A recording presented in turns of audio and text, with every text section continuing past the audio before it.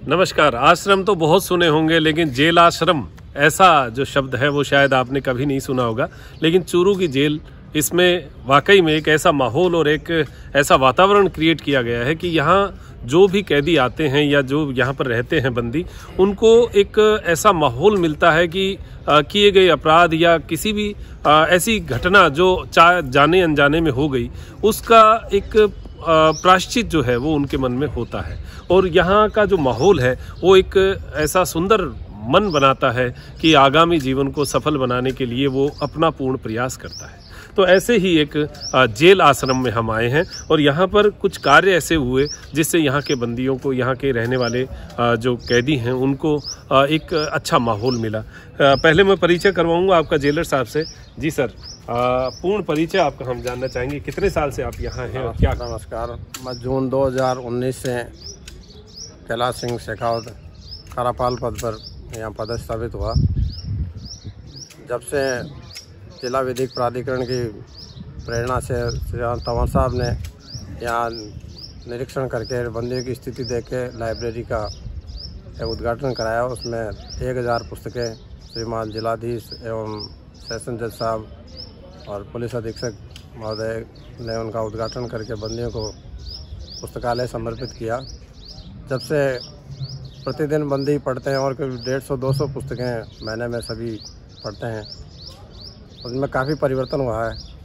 उसके बाद हमने चित्रकलाएँ बंदियों को प्रेरणा दी। तंवर साहब ने राम नाम की पुस्तकें माड़ा फेरने के लिए बंदियों को प्रेरित किया और आसन दिए। इससे जेल में काफ़ी सुधार, अब जेल नहीं है, सुधार गृह एक आश्रम हो गया है। जी, जैसे कि जेलर साहब ने बताया कि जिला खेल प्राधिकरण के एक मोटिवेशन से और उनके सहयोग से ये एक आश्रम का रूप जो है जेल ले रहा है। ऐसे उदाहरण होने चाहिए जो कि और भी हमारे देश की जो जेलें हैं, यहाँ से आमतौर पर कहा जाता है कि जेल में जाकर व्यक्ति जो है कुछ और बातें भी सीखता है और वहाँ का वातावरण जो है उसको आगामी जीवन में बड़ा प्रभावित करता है। अगर वहाँ पर वातावरण बहुत अच्छा मिल जाए, अगर एक आध्यात्मिक वातावरण मिल जाए, तो उसको जीवन में आगे बढ़ने के लिए बहुत सारा सहयोग मिलेगा। ओपी तंवर साहब हमारे साथ हैं। आप रिटायर्ड हैं, शिक्षाविद हैं और इन बातों में बड़े विचार रहते हैं इनके। इतने उम्र होते हुए भी इनकी एक्टिवनेस जो है वो आपको इस कार्य में, यहाँ की स्थितियों में दिखेगी। जो पुस्तकालय है वो भी इन्होंने अपनी व्यवस्थाओं से यहाँ पर स्थापित किया है। साथ में जो आप यहाँ पर चित्र देख रहे हैं, बड़े सुंदर चित्र, और वो भी कोई बहुत एक्सपर्ट आदमी नहीं, एक सिंपल से व्यक्ति के द्वारा ये चित्र यहाँ पर बनाए गए। यहाँ नियमित योग कक्षाएं होती हैं। आध्यात्मिक जो चेतना है उसके लिए अपने अपने सर्वधर्म, अपने अपने धर्म की पूजा जो है यहाँ पर लोग बैठकर करते हैं। ये सारा सुन के आपको लगता ही होगा कि एक आश्रम है, लेकिन ओपी तंवर साहब की एक प्रेरणा रही है और इनका नियमित जो है आवागमन रहता है। लोग वैसे डरते हैं कि जेल में जाना पड़ेगा, तो जेल जाना पड़ेगा वो एक अलग बात है, लेकिन यहाँ जेल आते हैं, इच्छा से आते हैं, वो दूसरी बात है। तो ओपी तंवर साहब हमारे साथ हैं। जी गुरुजी, क्या कहेंगे आप इस माहौल को देखते हुए, जो पहले दिन और आज के दिन में क्या अंतर महसूस होता है? मुझे मई जून 2019 में जिला विधिक सेवा प्राधिकरण की ओर से एक समिति में लगाया गया था और हमें ये जिम्मेदारी दी गई थी कि हम जेल में जाकर के बंदियों से व्यक्तिगत बात करें और उनकी व्यक्तिगत समस्याएं, पारिवारिक समस्याओं के संबंध में एक रिपोर्ट तैयार करके जिला विधिक सेवा प्राधिकरण को हम प्रस्तुत करें। जब मैं यहाँ आया, मेरे साथ और भी ये साथी थे, मैंने मेरे हिसाब से बंदियों से बात की। मैंने उनसे पूछा, भी बताइए आपको यहाँ क्या समस्याएं हैं? तो उन्होंने कहा कि गुरुजी देखिए, यहाँ भोजन कर लेते हैं, नींद ले लेते हैं, इसके अलावा हमारे पास और कोई काम नहीं है, और कोई काम नहीं है। पूरे तो हम सारे दिन गधा दुमस भले ही कर लो, क्यों जवान है, समय कैसे बिताएं? तो मेरे दिमाग में आके क्यों नहीं इनके लिए एक छोटी सी लाइब्रेरी की व्यवस्था कर दी जाए। तो ये विचार जब मेरे दिमाग में आया तो मैं पुरस्कृत शिक्षक राजस्थान जिला चूरू का वो जिला सचिव हूँ। मैंने हमारी जो जिला कार्यकारिणी है उससे बातचीत की, उनका बहुत अच्छा प्रस्ताव है। तो हमने 1000 किताबें और 2 बड़ी अलमारियाँ भेंट की और इसमें हमने जो महानिरीक्षक कारागार जयपुर के निर्देशानुसार और जिला सत्र न्यायाधीश, जिला कलेक्टर महोदय और जिला अधीक्षक महोदया की, पुलिस अधीक्षक महोदया के सानिध्य में अक्टूबर 2019 में हमने ये लाइब्रेरी की स्थापना की। ये जो जिला जेल है, इसमें 1000 पुस्तकें और 2 बड़ी अलमारियाँ दी, और अपने चूरू जिले में 2 और उप कारागार हैं, एक राजगढ़ में है, एक रतनगढ़ में है। उन जेलों में भी हमने पुरुष शिक्षक फोरम की तरफ से एक बड़ी अलमारी और 500 किताबें दी। किताबें सभी धर्मों की, हिंदू, मुस्लिम, सिख, ईसाई, जैन, बौद्ध, और संतों की, महापुरुषों की जीवनियाँ, संतों के प्रवचन, प्रेरक और रोचक कहानियाँ, गीत, गज़ल, चुटकुले। मैंने ऐसा कोई क्षेत्र छोड़ा नहीं जिस पर यहाँ किताब नहीं हो।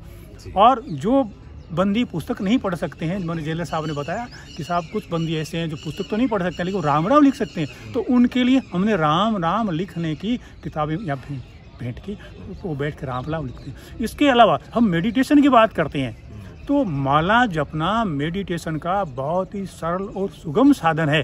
तो मैंने कलेक्टर साहब के हाथों से बंदियों को माला भी भेंट कराई। तो अब ये जो बंदी, पहले ये जो बंदी क्या करते कि अपने जो अपराध जगत के जो अनुभव है उनको बैठकर शेयर करते, लेकिन अब ये बंदी पुस्तकें पढ़ते हैं और पढ़ी हुई जो सामग्री है उसकी बैठकर चर्चा करते हैं, माला फेरते हैं और राम राम लिखते हैं। इसके अलावा सुबह इनकी जो सुबह है वो योग प्राणायाम इनसे शुरू होती है, उसके बाद में यहाँ बैठ के वो राम राम माला फेरना, अपना ध्यान करना। जो महिला बंदी है वो भी करती हैं, सुबह शाम करते हैं। और जो कुछ बंदी हैं जिनकी रुचि, आप देखिए ये जो पेंटिंग जो आपने ये देखी है, आप लगता नहीं कि ये किसी नए व्यक्ति की, सीख तोड़े व्यक्ति की, बिगिनर की बनाई हुई है। बहुत ही ऐसा लगता है कि कोई एक्सपर्ट को आर्टिस्ट ने बनाई, देख कर बड़ा तबीयत खुश होती है। और इसके साथ ही जो पर्यावरण को भी संरक्षण दे रहे हैं, पौधों की देखभाल करना, कभी कहीं खुरपी लगा रहे हैं, कहीं पानी दे रहे हैं, कहीं वो क्या है उनको प्रूनिंग कर रहे हैं। और पक्षियों के लिए देखिए आप उधर, तो पक्षियों के लिए भी वो क्या है पलिंडे लगा रखे हैं, चुग्गा डालते हैं। और इधर देखो ये बाड़ी भी लगा रखी है उन्होंने सब्जी की और की। तो उद्देश्य ये है कि यहाँ ये क्या जवान, ये जितने भी बंदी हैं अधिकांश जवान है।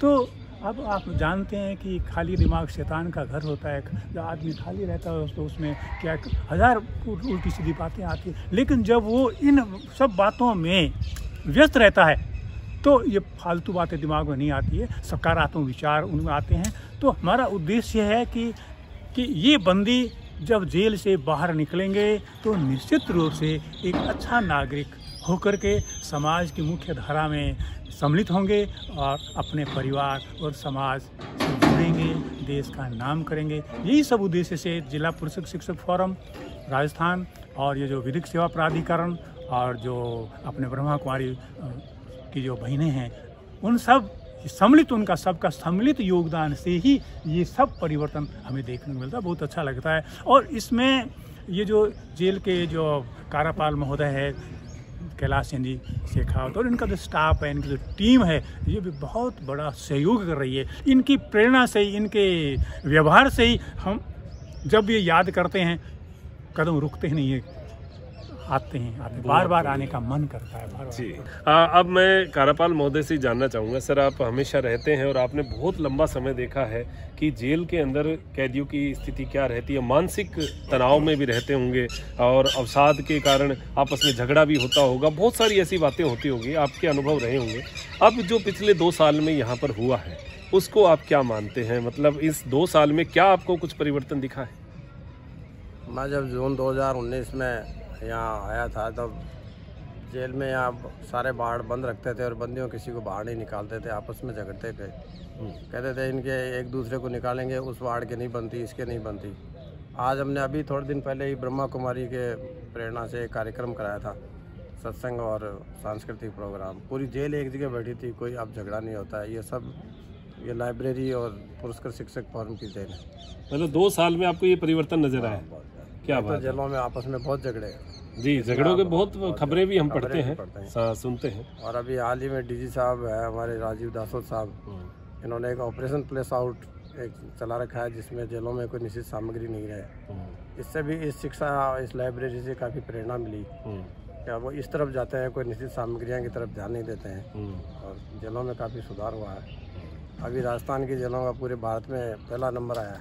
क्या बात है, बहुत बढ़िया, बहुत अच्छी बात है। न्याय प्रणाली की तरफ से कराया गया एक पूरा जस्टिस है उसमें कराया, उसमें राजस्थान की जेलों का पहला प्रथम स्थान प्राप्त हुआ। क्या बात है। तो देखिए ये साल की देन है, ये परिणाम है। तो बात हमने यही शुरुआत की कि कैसा तो शुरू हुआ और क्या परिणाम रहा। तो परिणाम यही रहा कि आज जिस उद्देश्य से इस कार्य को शुरू किया गया वो उद्देश्य मिल रहा है, और ऐसा ही समस्त जेलों में हो, पूरे भारतवर्ष में हो। एक प्रेरणा, एक प्रोटोटाइप मॉडल होता है, तो मॉडल जो है चूरू में तैयार किया गया है। इसी मॉडल के रूप में अगर स्थापित किया जाए तो कुछ लोग जो भटक कर इस दिशा में आ गए, वो हो सकता है यहाँ से निकलकर वापस मुख्य धारा में चले जाएं और लोगों के साथ मिलकर एक अपना सामान्य जीवन प्राप्त करें। और ये जो ज्ञान यहाँ पर इन्होंने इन पुस्तकों के माध्यम से लिया है, मुझे लगता है बाहर बैठा व्यक्ति इतनी पुस्तकें नहीं पढ़ेगा जितना यहाँ पर बैठा हुआ व्यक्ति पढ़ेगा। वो जो ज्ञान जो है वो समाज में जाकर जब देगा तो कोई सुनने वाला ये कहेगा कि ये व्यक्ति जेल से आया है और क्या कितना शानदार ज्ञान लेकर आया है। ये बात आए तो समाज में शायद एक मुख्य धारा जो है वो इनको अपनाने में भी एक अपना जो है बड़ा दिल दिखाए। तो ये सारी बातें देखकर सुनकर बड़ा अच्छा लगा। मेरे भी अंदर से एक रोमांच जो है वो जागता है कि इस प्रकार के कार्य हमारे भारत देश में हो तो भारत देश जो है उसको उन्नति से कोई रोक नहीं पाएगा। तो बहुत बहुत धन्यवाद सर, आपने बहुत अच्छे कार्य किए, बहुत अच्छी बातें बताई हैं, और इसी प्रकार के कार्य जो हैं आपके जैसे ही और भी लोग जागें और पूरे भारतवर्ष में ऐसा काम हो। तो मेरे साथी नरेश जी शर्मा के साथ मैं डॉक्टर मनोज योगाचार्य लेता हूँ इजाज़त। त्रिनेत्र टीवी के लिए नमस्कार। फल खाऊं पीछे मैं लूंगा विश्राम, पतित पावन सीताराम। वृक्ष को मत हाथ लगाना, भूमि गिरे मधुर फल खाना, निश्चारों का ये है धाम, पतित पावन सीताराम। हनुमान ने वृक्ष उखाड़े, देख देख माली ललकारे, मार मार पहुँचाए धाम, पतित पावन सीताराम।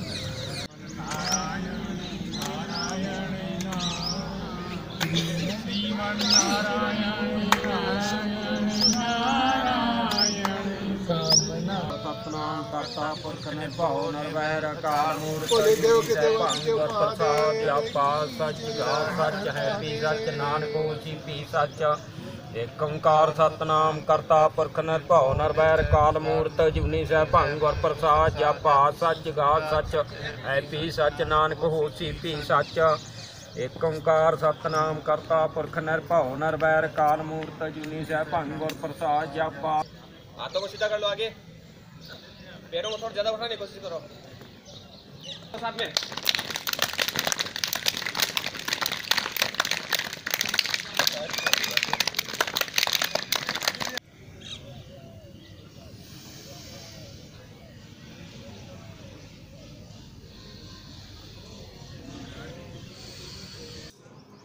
तो फिर इन्ने किन्ने को इत्ते लग जाएंगे, फिर कोई गल्ला नहीं हैगा, ते आंदे जांदे रहंदे ने मेरे ਉਹਦੇ ਚ ਇੰਨਾ ਥੋੜਾ ਹੋਏਗਾ 2 ਸਾਲ। तो फिर तेनू थोड़ा इन्ना चਿਰ ਕੱਟਣਾ ਪਊ। ਉਹ ਤਾਂ ਜ਼ਮਾਨਾ